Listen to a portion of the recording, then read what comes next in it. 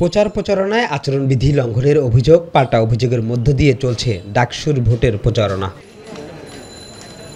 সকাল থেকে রাত বিচ্ছিন্নভাবে পদপ্রার্থীরা নির্বাচনী প্রচার প্রচারণা চালাচ্ছেন। নানা ধরনের লিফলেট এবং হ্যান্ডবিল নিয়ে ভোটারদের কাছে যাচ্ছেন প্রার্থীরা।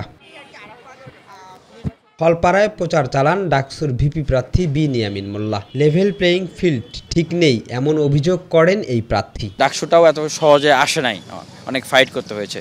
তো শিক্ষার্থীরা অবশ্যই এই নির্বাচনের ভিতর দিয়ে ওনাদের প্রকৃত বন্ধু যারা তাদেরকেই নির্বাচিত করবেন। এদিকে নির্বাচনের সময় বিশ্ববিদ্যালয়ের ছুটিকে কেন্দ্র করে নানা অভিযোগ করেন এজিএস প্রার্থী তানভীর আল হাদি মায়েত। অনাবাসিক শিক্ষার্থীরা যারা আছেন বা আবাসিক শিক্ষার্থীদের মধ্যে যারা দীর্ঘ ছুটি পান নাই, তারা কিন্তু বাড়ি চলে যাওয়ার একটা প্রবণতা তাদের মধ্যে দেখা যাবে। এর কারণে ভোটের উপর অবশ্যই প্রভাব পড়বে। এদিকে ছাত্র শিবির সমর্থিত জিএস প্রার্থী SM ফরহাদের প্রার্থিতার বৈধতা চ্যালেঞ্জ করে হাইকোর্টে রিট দায়ের করেছেন আরক প্রার্থী BM ফাহমিদা আলম। প্রার্থিতার বৈধতা নিয়ে রিট শুনানির জন্য আগামী মঙ্গলবার দিন ধার্য করেন হাইকোর্ট। এই বিষয় নিয়ে গণমাধ্যমে কথা বলেন SM ফরহাদ। অপরাধকে ঢাকবার জন্য আর কোনো ইস্যু না পেয়ে সেই ছাত্র শিবির নিয়ে মিথ্যাচার করে যাচ্ছেন।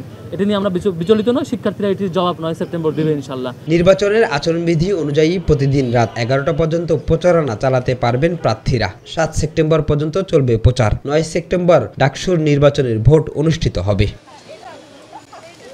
শিমুল খান, মাই টিভি, ঢাকা।